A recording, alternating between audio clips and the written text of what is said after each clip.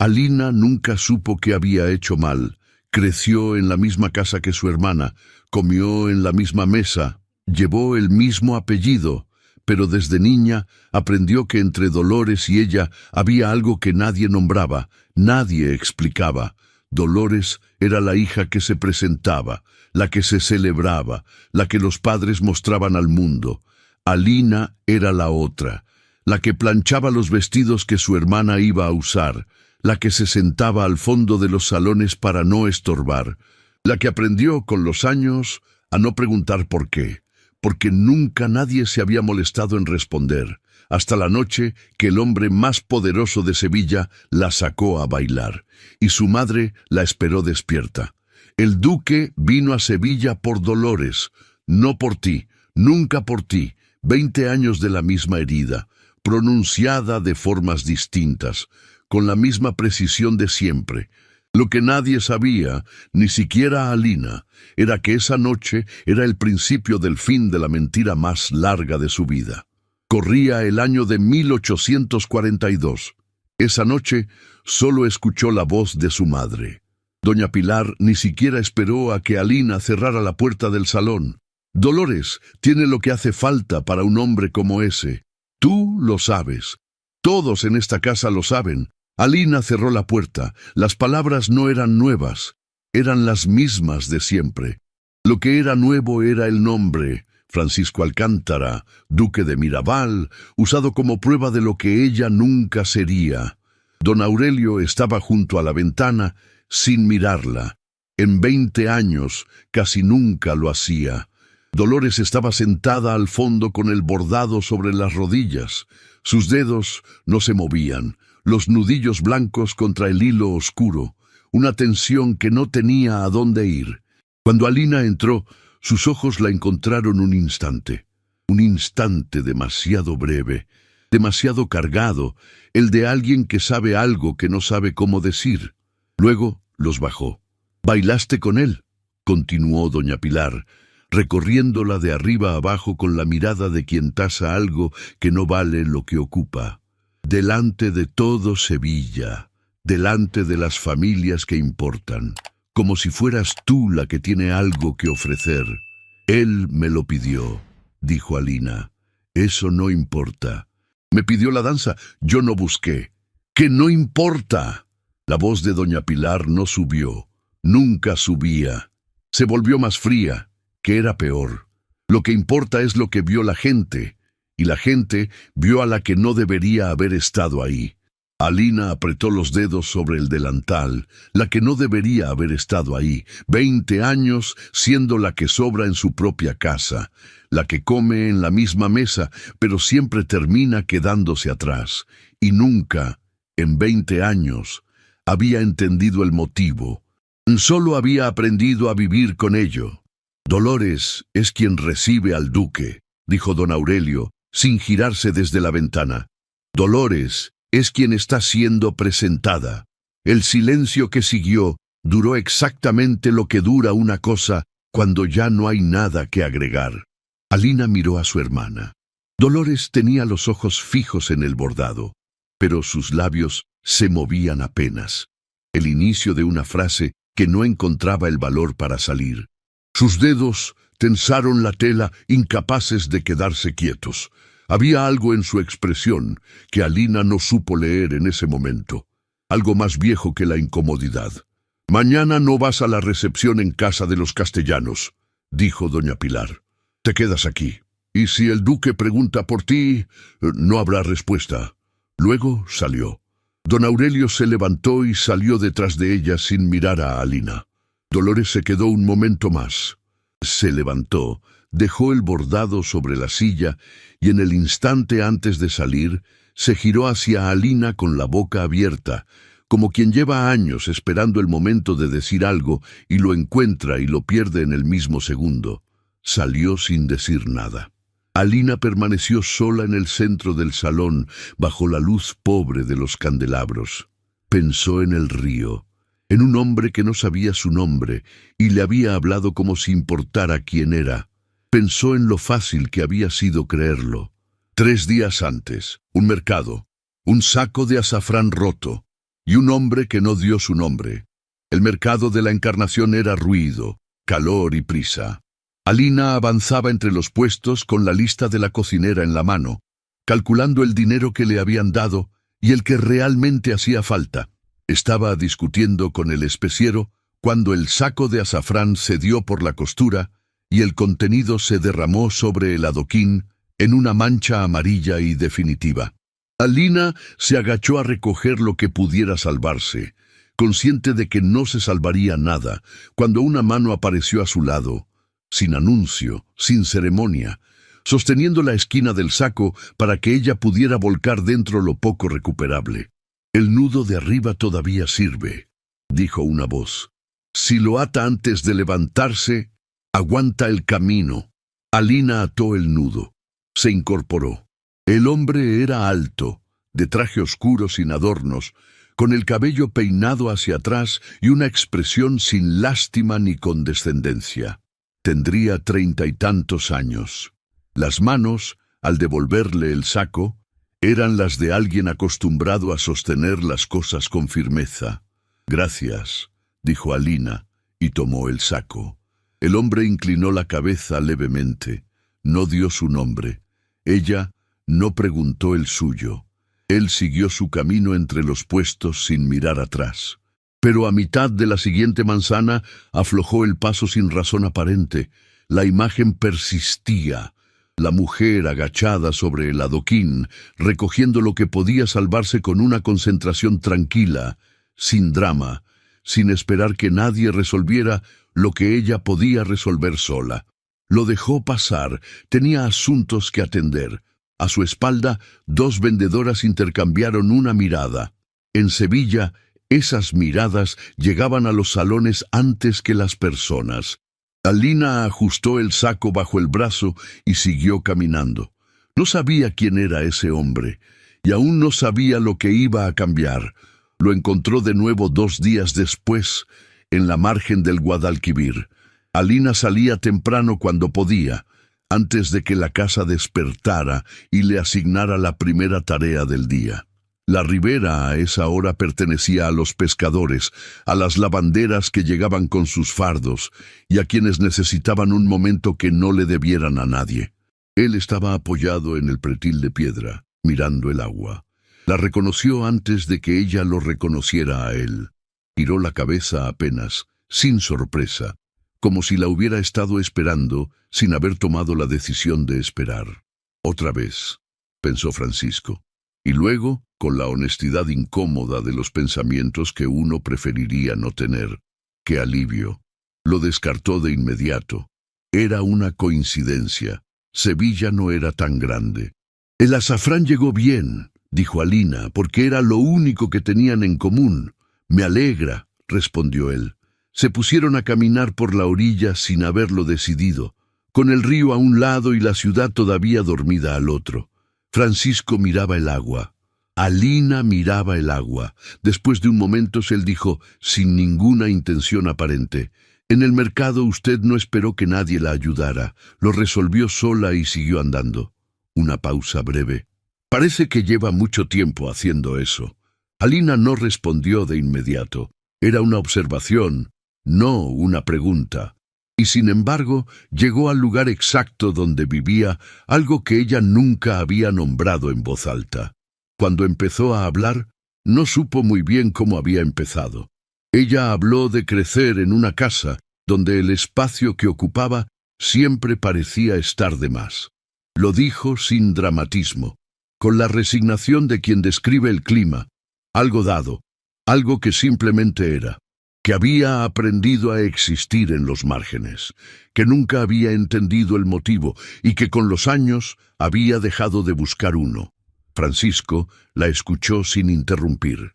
«Habla como si llevara años sin que nadie le prestara atención», pensó, y lo dice sin queja, como quien ya no espera que eso cambie. Algo en eso le apretó el pecho de una manera que no le gustó. Lo conocía. Era el mismo peso cargado en silencio sin que nadie lo viera. No quería reconocerse en nadie, especialmente no en una desconocida a orillas del Guadalquivir. Cuando ella terminó, él habló. Dijo que había sido prometido desde joven a una mujer que conocía desde la infancia, que la había querido con la certeza tranquila de quien no imagina que el suelo pueda moverse, y que en el momento en que más necesitaba ser elegido, ella eligió a otro. Desde entonces cumplo, dijo, pero no espero. ¿Por qué le estoy contando esto? El pensamiento llegó tarde. No era un hombre que hablara de sí mismo con desconocidos. No era un hombre que hablara de eso con nadie. Yo tampoco, dijo ella. No era un acuerdo, era un reconocimiento. Dos personas que habían aprendido la misma lección por caminos distintos, encontrándose en la orilla de un río un martes por la mañana, sin nombre y sin historia que defender. Cuando la ciudad empezó a despertar detrás de ellos, los dos se detuvieron al mismo tiempo sin que ninguno lo propusiera. El río seguía con su corriente lenta hacia el sur. Sevilla comenzaba a hacer ruido detrás de las murallas. Ninguno de los dos se movió todavía. Francisco miraba el agua. Alina miraba el agua. El silencio entre ellos no pedía nada. No incomodaba. No exigía ser llenado. Era el tipo de silencio que solo existe entre personas que acaban de decirse algo verdadero y todavía lo están procesando. Duró más de lo que debería. Francisco fue el primero en moverse, un paso atrás, pequeño, la señal de quien recuerda de golpe dónde está y qué tiene que hacer. «Que tenga buen día», dijo, con la voz de siempre. Correcta, medida. «Igualmente», dijo Alina. Él siguió hacia el norte. Ella volvió a casa. Francisco caminó 3 manzanas antes de admitir, en el único espacio donde se permitía la honestidad completa, que no recordaba la última vez que una conversación le había costado tan poco y dejado tanto. Lo archivó ahí, como una anomalía, como algo que no requería acción. Sevilla era grande después de todo. Probablemente no volvería a verla, pero no fue así. El baile en casa de los Herrera fue 3 noches después. Alina asistió porque la familia asistía, no como invitada, sino como sombra decorativa. Se había puesto el vestido color crema que usaba en todas las ocasiones formales, el único que tenía sin remiendos visibles, y había recogido el cabello con los 2 pasadores de carey que guardaba en la cajita de la cómoda. El salón de los Herrera era todo lo que la casa de los Montalbán pretendía ser. Techos altos, arañas de cristal, el murmullo continuo de familias que se evaluaban entre sí con sonrisas impecables. Alina tomó su lugar habitual junto a la columna del fondo, donde la luz no llegaba bien y nadie buscaba compañía. Fue entonces cuando lo vio. Estaba en el centro del salón, rodeado de los Montalbán y de 3 familias más, con la postura de quien ha aprendido a ocupar ese lugar sin esfuerzo y sin placer. Don Aurelio le hablaba con la sonrisa más ancha que Alina le había visto en años. Dolores estaba a su lado, hermosa y quieta, con los ojos bajos en el grado exacto de modestia que su madre le había enseñado. El hombre del mercado, el hombre del río.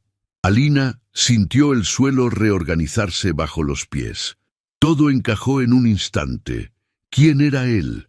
¿Qué buscaba en Sevilla? ¿Para qué había venido? ¿Y cuál era el lugar exacto que ella ocupaba en esa historia? El lugar de siempre. El margen. La sombra. Por supuesto, pensó, con una amargura que sorprendió por su claridad. Por supuesto que es él. Retrocedió un paso hacia la columna. Al otro lado del salón, Francisco cumplía sus obligaciones con eficiencia. Dolores era exactamente lo que debía ser. Hermosa, educada, sin aristas, una elección sensata. Entonces, sus ojos cruzaron la columna del fondo. La encontró antes de buscarla. Eso fue lo primero que notó, que no había buscado, que simplemente había mirado hacia ese rincón con la naturalidad de quien vuelve a un lugar conocido. «Ah», pensó Francisco, «solo eso». Un pensamiento sin palabras, sin conclusión. Desvió la mirada. Siguió la conversación. 5 minutos después, sus ojos volvieron solos a la columna. Ella los desvió antes de que él pudiera sostenerlos. Bailó con Dolores con la corrección de siempre.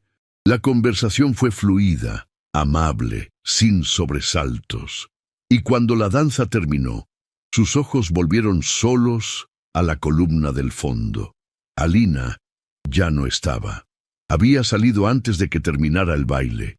Él lo notó con un retraso que lo incomodó, porque significaba que había estado pendiente sin darse cuenta. Cerca de la entrada, dos señoras conversaban en voz baja con las cabezas inclinadas. Francisco no escuchó las palabras, pero vio el gesto. Una de ellas señaló discretamente hacia la columna vacía del fondo y luego hacia Dolores. La otra asintió con una sonrisa que no era amable. Siguió la conversación con don Aurelio. Respondió las preguntas correctas. Se despidió con la cortesía de siempre. En el carruaje de vuelta, con Sevilla pasando oscura por la ventanilla, se descubrió pensando en una voz a orillas del río. Algunas cosas simplemente ocurren y hay que aprender a cargar con ellas sin que el peso se note demasiado. Apretó la mandíbula. Tenía una obligación que cumplir. No era un muchacho que confundiera una conversación agradable con algo que no era. Ya lo había pagado caro una vez, pero esta vez algo ya no encajaba igual. La mañana siguiente al baile, Alina se levantó antes del amanecer y fregó el suelo de la cocina de rodillas, con el agua fría mordiéndole los nudillos. Era un trabajo que no le correspondía. La cocinera tenía sus propias manos para eso, pero necesitaba el ruido sordo del estropajo contra la piedra, el esfuerzo físico que no dejaba espacio para pensar en otra cosa. No funcionó. La cara de él seguía ahí. No era admiración lo que había cruzado su expresión cuando la encontró entre la multitud del salón. Alina había visto admiración en los ojos de los hombres cuando miraban a Dolores, y sabía cómo era. Esto era distinto. Era reconocimiento, como si la hubiera estado buscando sin saber qué buscaba. Se dijo, para ahora mismo. Era el duque de Mirabal. Había venido a Sevilla por una razón concreta, y esa razón tenía el nombre de su hermana. Lo que ella había sentido en el río, esa calidez incómoda, ese silencio que duró más de lo que debería, era exactamente el tipo de ilusión que las mujeres en su posición no podían permitirse. Apretó el estropajo contra el suelo con más fuerza. Las mujeres como ella no eran elegidas, o eso le habían enseñado a creer. Para cuando la cocinera bajó a encender el fogón, el suelo estaba limpio y Alina tenía la decisión tomada. Distancia. Siempre había sido buena en eso, hasta que dejó de ser suficiente. La recepción en casa de los Castellanos ocurrió sin ella, tal como su madre había ordenado. Alina pasó esa tarde doblando ropa en el cuarto de plancha, escuchando el silencio de la casa vacía y diciéndose que era un alivio. Casi lo creyó. Lo que no pudo ignorar fue la voz de Dolores cuando regresó esa noche. El tono demasiado animado, demasiado construido, de quien describe una velada sin mencionar lo único que importaba. Alina la escuchó desde el corredor sin entrar. Dolores hablaba del jardín de los Castellanos, de los músicos, del vestido de la señora Oquendo. No mencionó al duque, y cuando hubo una pausa en el relato, Dolores giró la cabeza hacia el corredor, como si supiera que Alina estaba ahí, como si llevara un rato sabiéndolo. Y los 2 segundos que siguieron antes de que Dolores volviera a hablar fueron los más largos de la noche. Eso también era una forma de decir algo, y fue la primera vez que Alina sintió que no era la única que callaba. 3 días después, los Montalbán asistieron a una merienda en los jardines de la familia Oquendo. Esta vez no hubo prohibición. Su madre no había anticipado que él también estaría. Alina lo vio en cuanto cruzó la verja del jardín. El estómago le dio un vuelco que no pidió permiso. Él ya la había visto a ella. Bien, se dijo, clavando la vista en el naranjo del fondo. Solo hay que aguantar 2 horas y volver a casa. Cumplió los saludos de rigor, aceptó el lugar junto a las señoras mayores y pasó la primera media hora construyendo mentalmente una muralla de razones por las que debía quedarse exactamente donde estaba. La muralla tenía grietas, porque lo escuchaba, no las palabras, sino la voz, el tono bajo y parejo con que respondía, la pausa breve antes de hablar que ella ya reconocía sin haber buscado reconocerla. Su cuerpo lo registraba todo sin consultarla. Esto es un problema, pensó. Esto ya es un problema. A su lado, la señora Peñaranda, una viuda de 60 años con ojos pequeños y memoria prodigiosa para los detalles ajenos, inclinó la cabeza hacia ella con una sonrisa demasiado amable.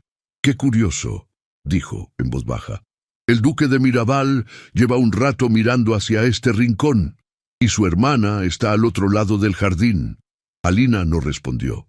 Mantuvo los ojos en el naranjo. «Claro que quizás me equivoco», añadió la señora Peñaranda, con el tono de quien sabe perfectamente que no se equivoca. Alina tomó un sorbo largo de limonada. A su derecha, otra de las señoras mayores había dejado de hablar para mirar en la misma dirección que la señora Peñaranda. El jardín de los Oquendo, con su rumor de conversaciones y tintineos de vasos, tenía de repente demasiados ojos apuntando hacia el rincón donde ella estaba sentada. «Que miren», pensó Alina. «No hay nada que ver». Pero el corazón le latía más rápido de lo que debería, y esta vez no supo fingirlo del todo. Francisco llevaba 20 minutos cumpliendo la conversación con don Aurelio con la mitad de su atención. La otra mitad estaba en la figura junto a las señoras mayores, la barbilla alta, el vaso sin tocar, la vista fija en el naranjo con demasiada rigidez para ser natural. «Es una complicación», se dijo. Nada más. Esperó el momento en que don Aurelio se distrajo. Entonces cruzó el jardín. «Hay una grieta en ese árbol que lleva años ahí», dijo, deteniéndose a su lado. «Ya lo conoce de memoria». Alina giró la cabeza.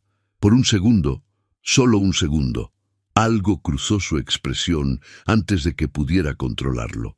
«Su excelencia», dijo, e hizo el gesto de retirarse.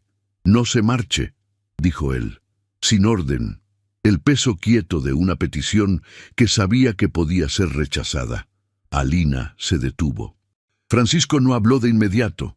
Se quedó a su lado, mirando el jardín con la quietud de quien tiene todo el tiempo del mundo y ninguna intención de usarlo para otra cosa.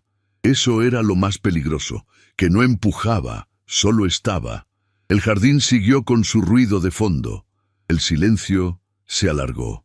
«¿Está bien?», preguntó él. Finalmente, Alina abrió la boca para decir que sí. No lo dijo. El silencio duró 4 segundos. 4 segundos en que Francisco no apartó la vista, no ofreció salida, no llenó el espacio con nada. Solo esperó, con una paciencia que no exigía nada y por eso mismo era imposible de rechazar. Alina sintió el calor subirle al cuello. Se giró hacia él apenas, solo lo suficiente para que sus ojos se encontraran de frente. Francisco estaba más cerca de lo que había calculado. No mucho, lo suficiente para que el espacio entre ellos tuviera temperatura propia, para que ella pudiera ver la línea de su mandíbula, los dedos apenas curvados sobre el vaso, la atención completa y quieta de sus ojos fijos en ella, sin prisa, sin cálculo, con la misma mirada del río. «Dios mío», pensó Alina, sin poder evitarlo. Francisco sostuvo su mirada un segundo más, como si estuviera decidiendo si debía cruzar o no una puerta que ya estaba abierta. «No le creo», dijo al fin con suavidad. Alina no respondió. El calor en el cuello subió 1 grado. Sus dedos apretaron el vaso hasta que el cristal le marcó la palma. Francisco bajó la vista al vaso que sostenía. Un gesto pequeño, como quien necesita un segundo para decidir algo. Cuando volvió a levantar los ojos hacia ella, había tomado esa decisión. Abrió la boca, pero por un instante no salió ninguna palabra. La pequeña mesa entre ellos tenía apenas 1 palmo de ancho. Sus dedos, cuando se movieron hacia el borde, despacio, sin anuncio, como quien no está del todo seguro de lo que está haciendo, quedaron a menos de 1 centímetro de los de ella. El jardín entero pareció contener el aliento. ¡Su excelencia! ¡Qué honor! Doña Pilar apareció entre ellos con la precisión de quien llevaba varios minutos esperando el momento exacto. La sonrisa era perfecta, la posición inamovible. Mi hija Dolores estaba preguntando por usted. ¿Me permite acompañarle? Francisco sostuvo la mirada de Alina un instante más. El tiempo justo para que ella viera lo que había en sus ojos antes de que la cortesía lo cubriera todo. Luego inclinó la cabeza y siguió a doña Pilar. Alina miró su propia mano sobre la mesa. El punto exacto donde los dedos de él habían estado a 1 centímetro de los suyos. A 3 metros de distancia, la señora Peñaranda observaba con los ojos pequeños y la sonrisa de quien acaba de confirmar lo que ya sabía.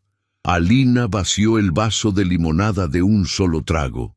«Que miren», volvió a pensar, pero esta vez le costó más creerlo. Esa noche, doña Pilar llamó a Alina a su cuarto.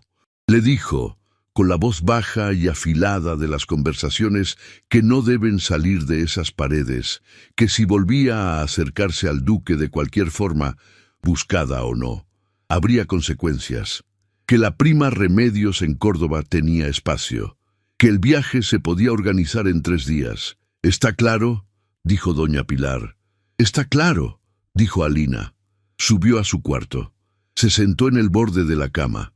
Tenía razón en protegerse. Tenía toda la razón del mundo. Se lo repitió hasta que el cansancio la venció. Lo que no pudo apagar fue el recuerdo de 1 centímetro de distancia, y de algo que iba a ser dicho y no llegó a serlo. Y eso fue lo que no la dejó en paz. 2 días después del jardín de los Oquendo, los Montalbán prohibieron a Alina asistir al paseo matinal del jueves. La razón oficial fue una lista de encargos domésticos que de repente no podían esperar. Alina salió a hacerlo sola, con la cesta en el brazo y la ruta más corta calculada de antemano. Lo encontró en la calle Sierpes. No había comitiva. No había criado ni acompañante. Francisco Alcántara estaba apoyado contra la pared de una librería con el sombrero en la mano, la postura de quien lleva ahí un tiempo razonable, esperando algo que no sabe con certeza si va a llegar. Alina se detuvo a 3 pasos de distancia. El corazón le dio un golpe seco contra las costillas. Uno solo. Luego siguió latiendo, más rápido de lo que tenía derecho. «No», se dijo.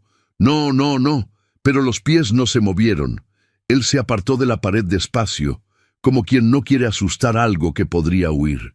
«Sabía que pasaría por aquí», dijo. Francisco guardó silencio un instante. Llevaba 3 días buscando la manera de encontrarla sin que pareciera que la buscaba.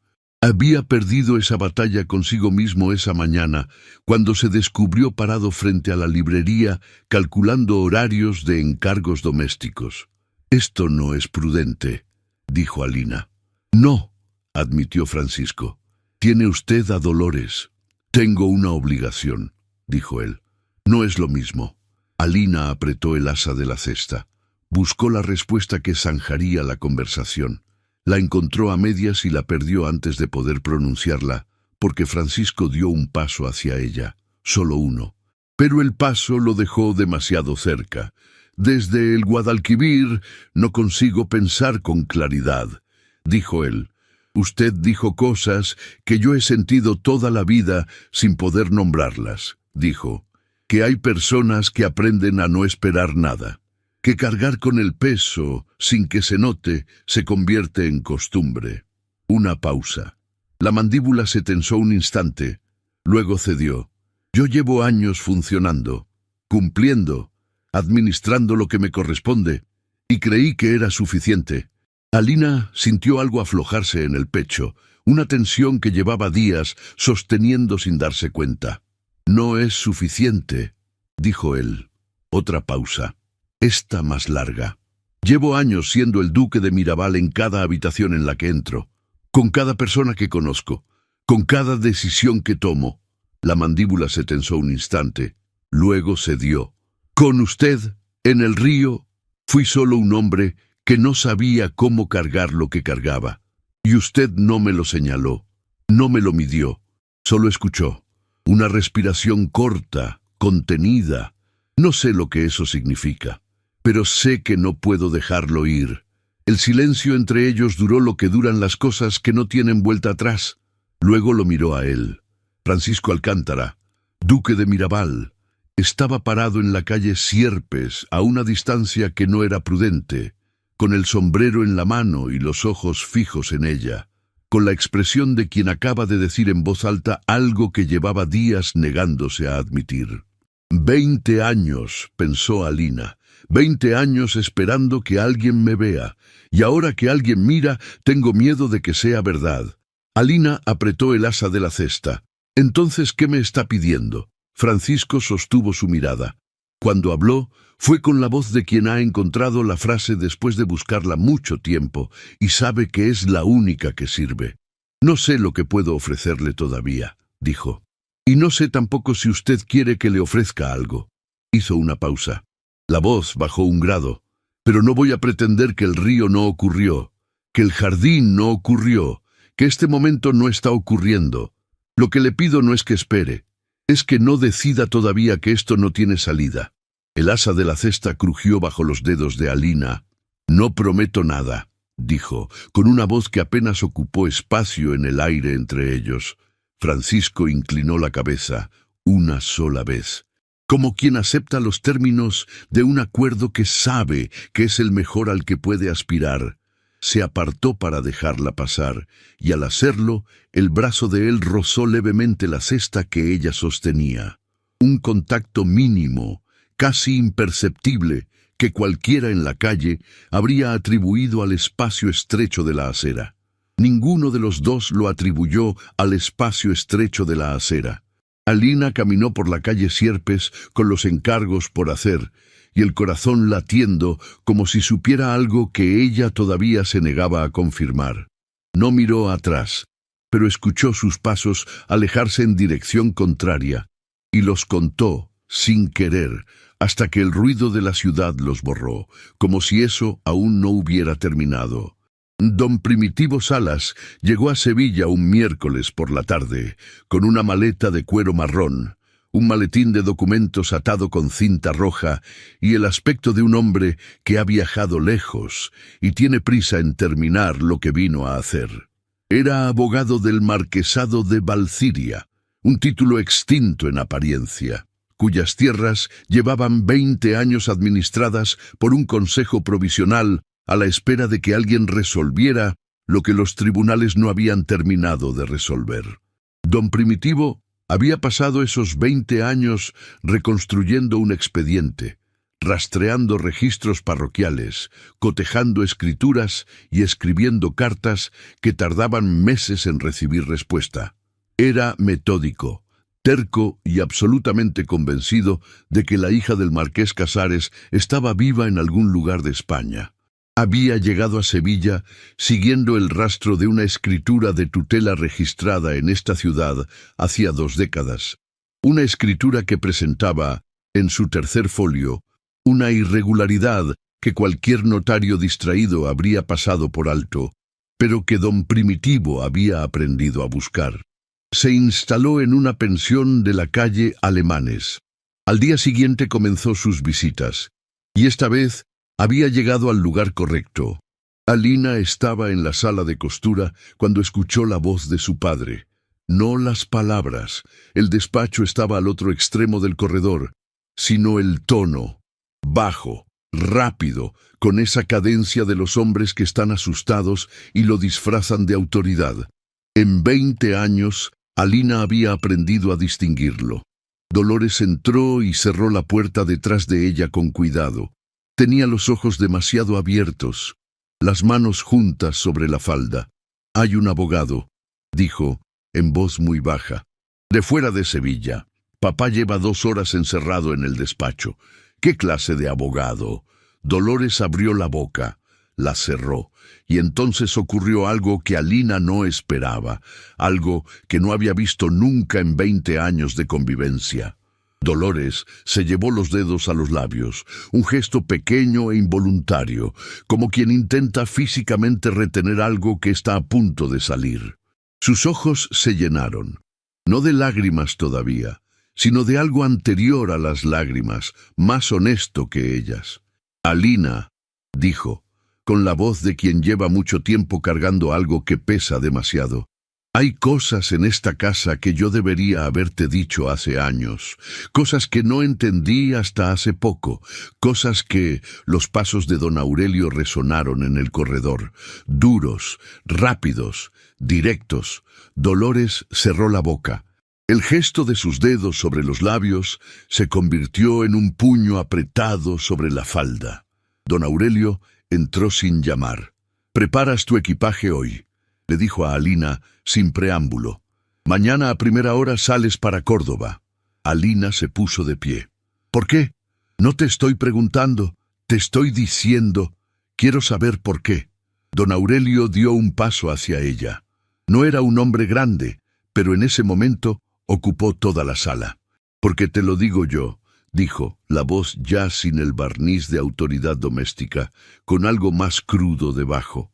«Porque llevas aquí 20 años por mi voluntad, y puedes salir por mi voluntad también. Porque en esta casa se hace lo que yo decido. ¿Está claro?» Alina no retrocedió. Miró a su padre. Luego miró a Dolores, que estaba de pie junto a la puerta con el puño todavía apretado sobre la falda y los ojos brillantes, con la expresión de quien está viendo ocurrir algo que podría detener y no sabe si tiene el valor para hacerlo. «Dilo», pensó Alina mirándola. «Di lo que ibas a decir». Dolores abrió la boca. «Papá», dijo, con una voz que temblaba apenas, «quizás deberíamos. Tú no tienes nada que decir aquí». La cortó don Aurelio, sin mirarla. Dolores cerró la boca. Una lágrima, una sola, le bajó por la mejilla. No la limpió. Se quedó ahí, quieta, con el puño sobre la falda y los ojos fijos en Alina, con una disculpa que no tenía palabras suficientes para contenerla. Don Aurelio volvió a mirar a Alina. «Esto no ha terminado», dijo. Salió de la sala. Alina recogió la costura de la mesa y la guardó en la cestilla. Las manos no le temblaban. Le sorprendió que no le temblaran. «Alina», dijo Dolores, con la voz rota en el borde. Alina se giró. Dolores tenía todavía la lágrima en la mejilla, esa sola lágrima que no había limpiado, como si limpiarla fuera reconocer que no merecía llorar. Y en sus ojos había algo que Alina no le había visto nunca. No lástima, no incomodidad. Vergüenza, la vergüenza limpia y tardía de quien acaba de entender el peso de lo que ha callado durante años. «Lo siento», dijo Dolores. 2 palabras, insuficientes para 20 años, pero dichas con toda la voz que tenía. Alina la miró durante un momento. «Ya lo sé», dijo, pero no sabía hasta qué punto. Y salió. Francisco Alcántara había aprendido a leer documentos con desconfianza. No era una habilidad que se enseñara en los colegios ni en los salones. Era la clase de conocimiento que se adquiere cuando alguien en quien confías presenta un papel con una sonrisa demasiado tranquila. Y tú lo firmas. Y 3 años después descubres que esa sonrisa tenía razones concretas. La mujer que no lo eligió había tenido ayuda, documentos con fechas alteradas, un contrato de promesa matrimonial con una cláusula enterrada en el 4º folio que anulaba los 2 anteriores. Nadie se lo señaló. Él lo encontró solo, demasiado tarde. Desde entonces leía todo, 2 veces, y esta vez no pensaba equivocarse. El encuentro con don Primitivo Salas ocurrió por casualidad en el despacho del notario Fuentes, donde Francisco había acudido a revisar documentos de sus propias tierras. El abogado de Valsiria esperaba en la antesala con el maletín sobre las rodillas y la paciencia de quien ha esperado 20 años y puede esperar un poco más. Intercambiaron las cortesías de rigor. Don Primitivo mencionó el motivo de su visita con la naturalidad de quien lleva años hablando del mismo tema. «Busco a la hija del marqués Casares de Valsiria», dijo. Desapareció hace 20 años con sus tutores legales. Tengo razones para creer que está en Sevilla. ¿Qué clase de razones? Don Primitivo abrió el maletín, extrajo 3 documentos y los extendió sobre la mesa con la precisión de un hombre que sabe exactamente qué quiere que el otro vea primero. Francisco los leyó. El primero era la escritura de tutela original del marquesado de Valsiria, limpia, sellada, con la firma del notario de la provincia y la del juez que había presidido el proceso. El segundo era una copia de la escritura registrada en Sevilla 20 años atrás por la familia Montalbán. Misma estructura, mismo formato, distinta mano en la firma del notario y una fecha en el tercer folio que no correspondía con el calendario del año indicado. El tercero era una carta del registro parroquial de Valsiria, confirmando el nacimiento de una niña llamada Alina, hija legítima de don Aurelio Casares, marqués de Valsiria, y de su esposa, doña Carmen Ibáñez, fallecidos ambos cuando la niña tenía menos de 1 año. Francisco leyó los 3 sin apresurarse, luego volvió al segundo, buscó el tercer folio, encontró la fecha. La frialdad que le subió por el pecho no era sorpresa. Era reconocimiento, la misma sensación de cuando encontró su propio contrato alterado, años atrás. El mismo patrón, la misma mano invisible reescribiendo el destino de alguien sin que esa persona lo supiera. El notario que firma esta escritura murió hace 17 años, dijo. Don Primitivo asintió. Esta firma es posterior a su muerte. El trazo es distinto al del documento original, pero el sello es el mismo. Alguien usó un sello guardado o copiado. Don Primitivo sacó un cuarto documento, un análisis caligráfico de un perito de Madrid que llegaba a la misma conclusión.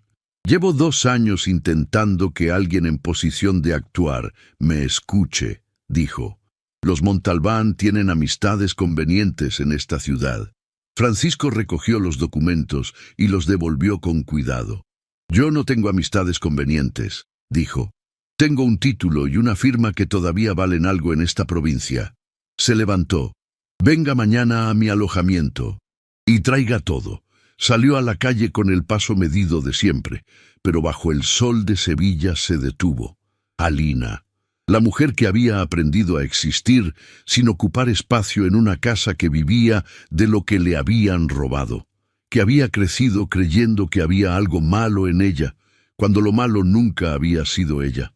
Echó a andar con la mandíbula apretada y algo ardiendo en el pecho que no era ira solamente. Si alguien iba a decirle la verdad, sería él. La encontró 2 días después, junto a la fuente de la plaza de San Francisco. Alina llevaba la cesta vacía. Había salido antes de que la casa despertara, con la costumbre de quien aprovecha cada hora que no le pertenece a nadie. Cuando lo vio doblar la esquina, el paso le vaciló un segundo, solo un segundo. Francisco se detuvo frente a ella, sin comitiva, sin pretexto social. Traía algo en la expresión que Alina no le había visto antes, no la contención habitual, sino algo más tenso debajo, como tierra antes de un temblor. Necesito que sepa algo, dijo, antes de que lo sepa por otro conducto. El tono le tensó los hombros a Alina. ¿Qué ocurre? Francisco midió las palabras. Hay un abogado en Sevilla que lleva 20 años buscando a la hija del marqués Casares de Valsiria. Una pausa. Creo que esa hija es usted. El ruido de la plaza desapareció. Alina lo miró durante un tiempo que no supo medir. La cesta le colgaba del brazo sin peso. Eso no es posible, dijo. Los documentos. No, dijo ella, con más firmeza. Dio un paso atrás, pequeño, involuntario. No es posible porque significaría que toda mi vida, que ellos sabían, se detuvo. Respiró. Que cada vez que me dijeron que no valía, que no merecía, que era una carga, lo sabían. Desde el principio lo sabían. La última frase no fue una pregunta, fue la llegada de algo que llevaba 20 años en camino. Francisco no habló. Le dio ese momento. Alina miró la fuente. El agua caía con su sonido continuo, el mismo sonido de siempre, mientras el mundo que ella conocía se reorganizaba en silencio. Una paloma aterrizó en el borde de piedra, bebió, levantó vuelo. La plaza seguía con su ritmo de mañana temprana, completamente ajena. ¿Estás seguro?, dijo, finalmente. La escritura de tutela de los Montalbán es falsa, dijo Francisco. El notario que la firma llevaba 3 años muerto cuando se registró. Hay un análisis caligráfico, registros parroquiales, documentos del tribunal de Valsiria que... ¿Estás seguro?, repitió Alina. Y esta vez la pregunta no pedía datos. Pedía que él, con todo lo que ella sabía de él, con la voz del río y los ojos del jardín, y la firmeza de quien había encontrado antes, una mentira enterrada en un cuarto folio, la mirara a los ojos y le dijera que no se equivocaba, que lo que ella había sentido toda su vida, ese peso, ese margen, esa certeza de no pertenecer, no había sido culpa suya, que nunca lo había sido. Francisco la miró. Sí, dijo, una sola palabra. A Alina le ardieron los ojos. Apretó los dedos sobre el asa de la cesta y dejó que el mimbre le marcara la palma. Ese dolor pequeño y concreto que le recordó que estaba de pie, que respiraba, que el suelo seguía donde siempre había estado. 20 años creyendo que había algo roto en ella. Francisco no se movió. No intentó acercarse ni llenar el silencio. Solo estuvo ahí, presente, quieto, con la paciencia de quien sabe que hay momentos que necesitan su propio tiempo y no se pueden apresurar. Cuando ella levantó la vista, él vio en su expresión algo que le golpeó el pecho con más fuerza de lo que esperaba. No lágrimas, no derrumbe.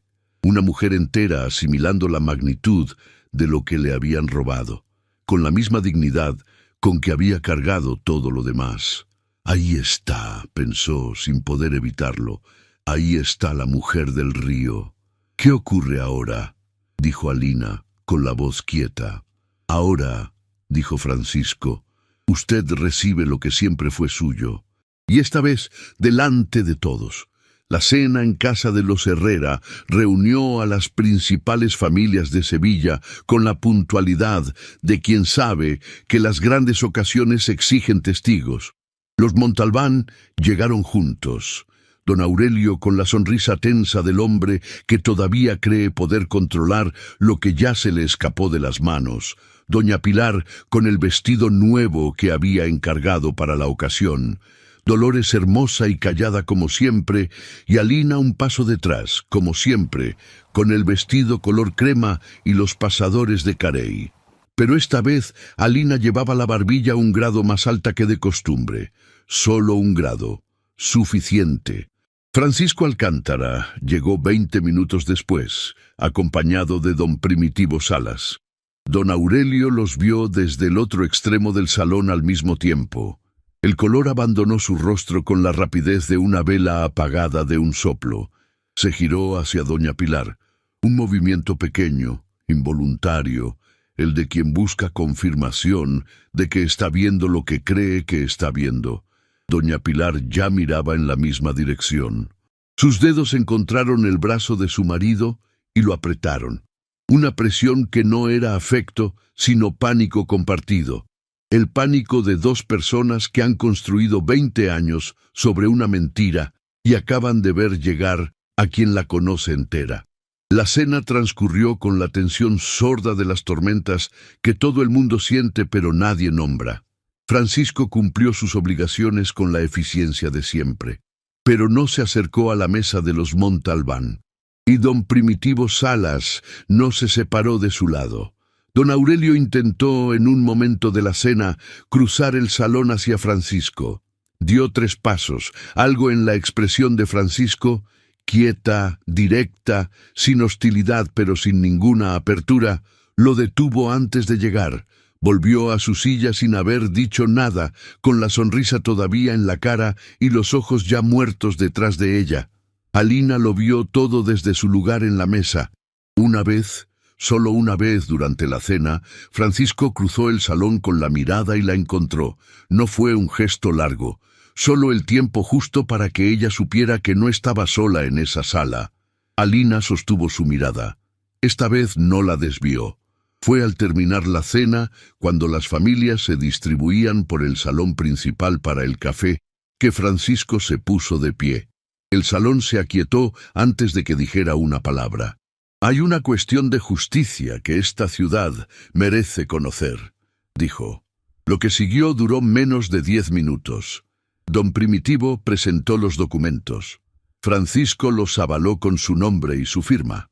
La escritura falsificada de los Montalbán quedó expuesta ante las mismas familias que durante 20 años los habían tratado como vecinos respetables. Don Aurelio se puso de pie. «Esto es una calumnia», dijo, con la voz que le quedaba. «Estos documentos son... El notario que firma su escritura de tutela murió 3 años antes de que usted la registrara», dijo Francisco, con la calma de quien lleva días esperando esta conversación. «El perito de Madrid lo confirma, el registro parroquial de Valsiria lo confirma, y el tribunal de la Corona, cuando reciba el expediente completo de don Primitivo, lo confirmará también». Don Aurelio abrió la boca. Las palabras no encontraron el camino. Se sentó. Doña Pilar no intentó nada. Se quedó con las manos sobre la falda y la mirada fija en un punto de la pared. La expresión de quien ve derrumbarse todo lo que construyó y sabe que no hay forma de recoger los escombros. El salón murmuró. Luego se aquietó de nuevo. Francisco atravesó la sala. Cada paso suyo sobre el mármol fue audible en el silencio que los demás le abrieron sin que nadie lo pidiera. Se detuvo frente a Jalina. Ella tenía la barbilla alta y los ojos secos, no por frialdad, sino porque llevaba 20 años aprendiendo a sostenerse sola y el cuerpo no sabía todavía que ya no tenía que hacerlo. Francisco le extendió la mano. «Doña Alina Casares», dijo, con la voz clara y el nombre completo para que todos en ese salón lo escucharan y lo recordaran. «Hija legítima de don Aurelio Casares, marquesa de Valsiria». No era un gesto romántico. Era un acto de restitución, la devolución pública de un nombre que le habían robado antes de que pudiera aprender a pronunciarlo. Alina miró la mano extendida. Luego lo miró a él. A los ojos del hombre del mercado, del río, de la calle Sierpes, de la plaza de San Francisco. El hombre que había aprendido a no esperar nada y que de todas formas había cruzado un salón entero para devolverle lo que era suyo. Puso su mano en la suya. Los dedos de Francisco se cerraron sobre los de ella con la firmeza de quien sostiene algo que no piensa soltar. En el salón nadie habló. En el rincón opuesto, Dolores Montalbán miraba la escena con los ojos húmedos y algo en el pecho que era simultáneamente pérdida y alivio. La mezcla extraña de quien ve derrumbarse la única vida que conoció y descubre que bajo los escombros hay tierra firme. Había crecido creyendo que Alina era su hermana de sangre.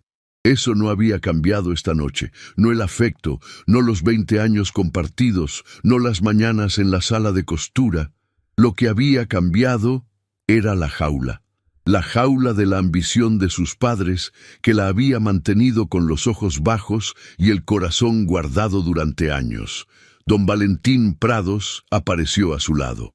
No dijo nada, solo estuvo ahí, cerca, con la presencia quieta de quien lleva tiempo esperando el momento oportuno. Dolores lo miró. Esta vez no desvió los ojos. Y don Valentín, que llevaba 2 temporadas sociales mirándola desde el otro lado de los salones sin atreverse a más, entendió en ese instante que la espera había terminado. Los Montalbán no volvieron a ocupar su lugar en Sevilla. La investigación siguió su curso, como debía, pero para la ciudad, su caída ya estaba completa. 3 semanas después, en los jardines de la casa que había pertenecido al marquesado de Valsiria y que volvía a tener su nombre, Francisco encontró a Alina sola entre los naranjos.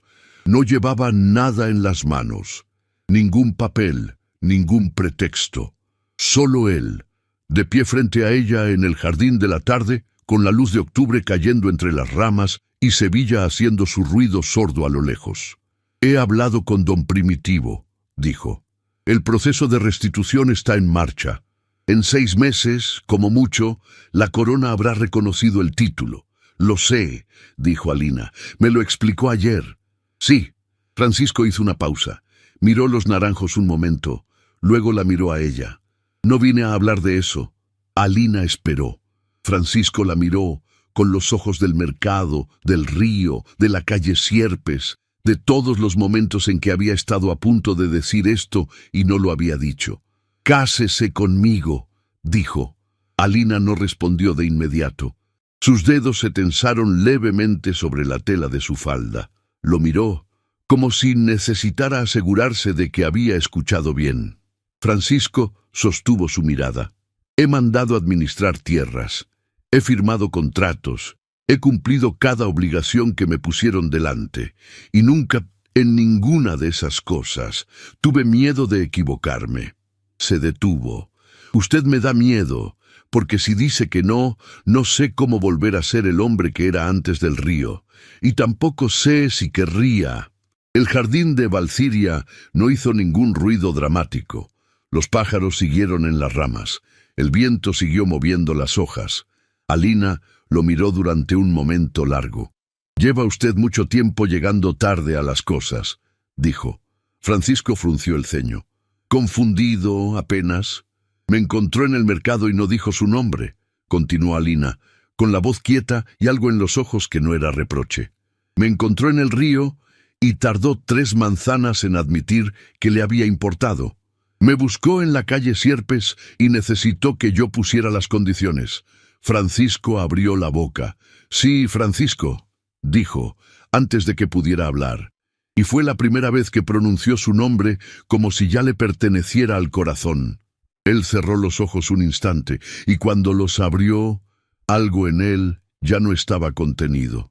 La miró apenas un segundo más, y la atrajo hacia él. Una mano encontró su cintura. La otra subió hasta su rostro, sosteniéndolo con firmeza, como si temiera que ese momento pudiera escaparse. Alina no se apartó. Al contrario, se acercó, y esta vez no había espera, solo él. Francisco inclinó la cabeza y apoyó la frente contra la suya, respirando cerca, como si todavía necesitara comprobar que ella era real. «Dígamelo otra vez», murmuró, y la voz ya no sonó a duque, sonó a hombre. Alina sonrió apenas. «Sí, sí», repitió en voz baja. Y un beso selló de una vez la promesa que llevaba tiempo viviendo entre los dos. Se casaron en diciembre, en la capilla de Valciria, con las piedras del marquesado por testigos y la luz de las velas haciendo sombras largas sobre los muros de siempre. Dolores estuvo en la primera fila, con don Valentín a su lado y la mano de él sobre la suya. Quieta, firme, sin necesidad de explicación. 2 años después, en los jardines de Valciria, un niño corría entre los naranjos, con esa torpeza feliz de quien aún no conoce el miedo.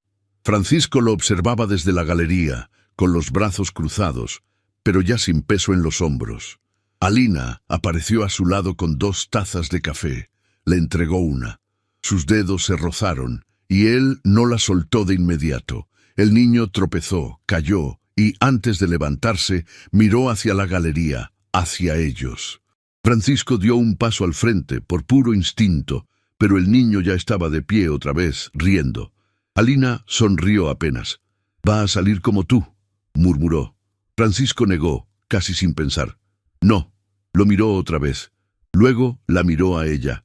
«Va a salir mejor». Alina no respondió. A lo lejos, el niño volvió a correr entre los naranjos. Y esta vez, la risa le llegó a Francisco antes que el miedo. Hay historias que terminan, querido oyente, y otras que se quedan un poco más en el corazón. Si esta fue una de ellas para usted, Déjeme una palabra en los comentarios. Su mensaje ayuda más de lo que imagina.